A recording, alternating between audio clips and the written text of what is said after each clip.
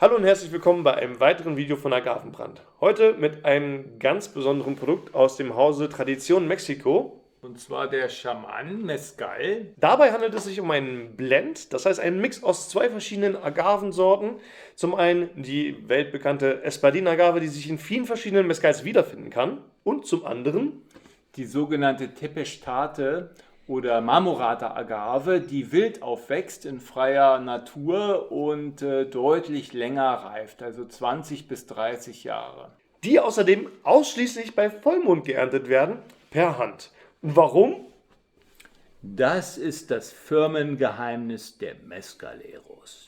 Und ganz traditionell geht es auch weiter, und zwar im Grubenofen. Wo die Agavenherzen auf Lavasteinen 6 Tage lang gegart werden. Was auch ungewöhnlich lang ist.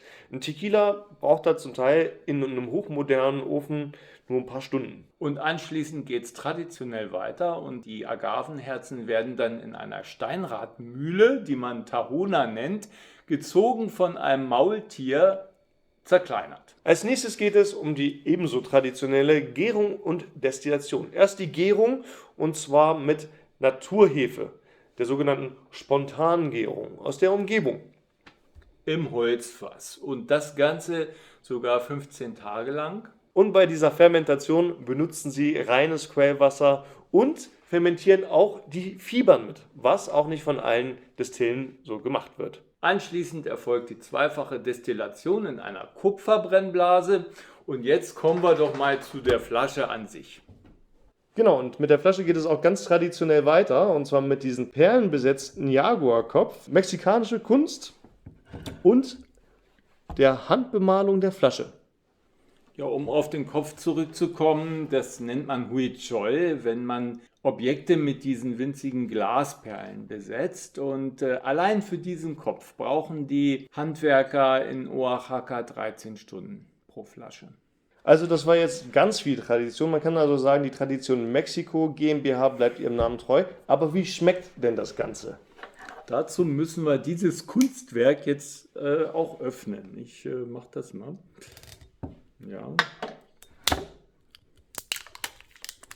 Jede Flasche ist auch vom Distillateur handsigniert.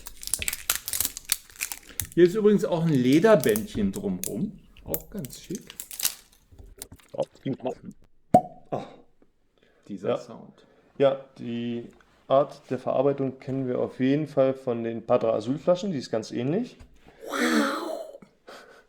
Und kann man vielfach einsetzen, sei es für einen Gehstock, sei es als Kühlergrillfigur, ja, also multifunktional. Schaltknauf. Oh ja, cool. Wer noch weitere Ideen habt, schreibt es gerne in die Kommentare.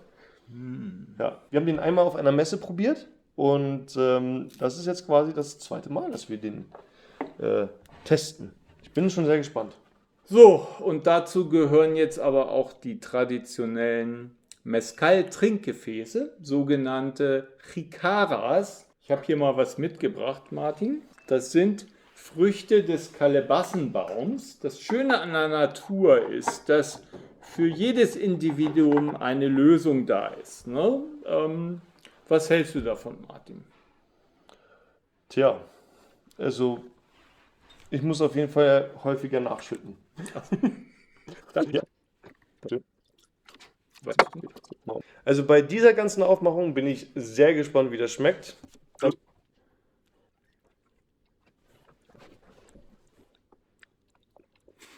Ja, man merkt die 44%. Ja, aber bei mir sammelt sich auch gleich das Wasser im Mund. Ja. Also, Also, er ist stark an Mineralien.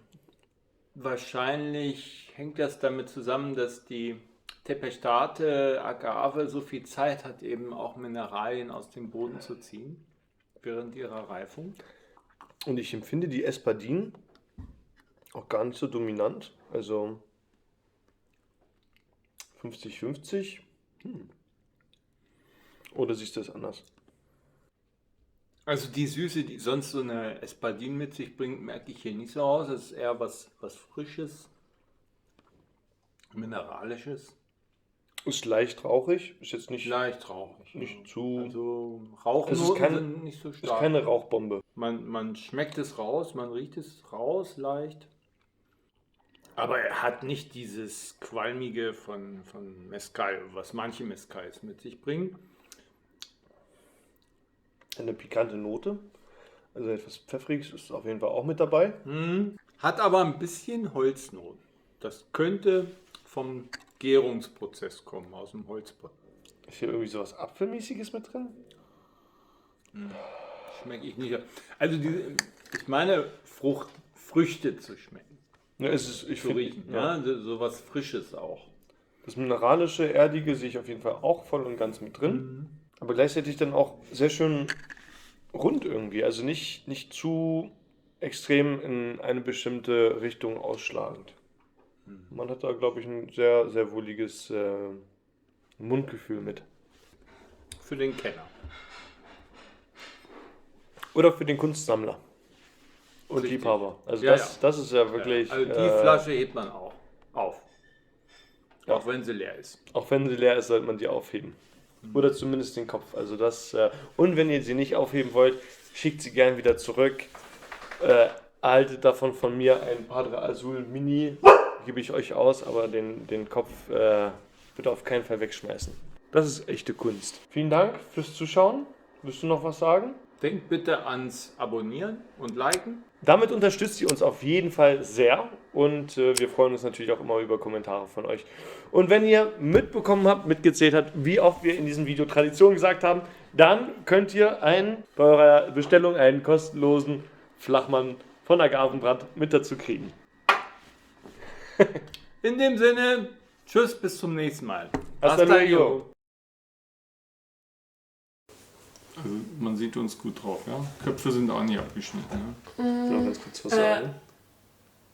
Lotti. Lotti, im Ernst? Auch die ganze Zeit, als ich jetzt schon stand.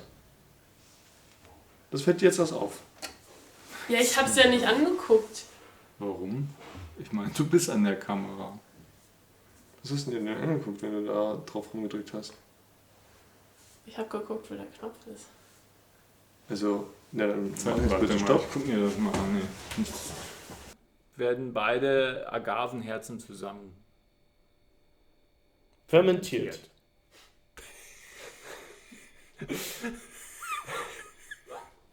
Der war gut, oder?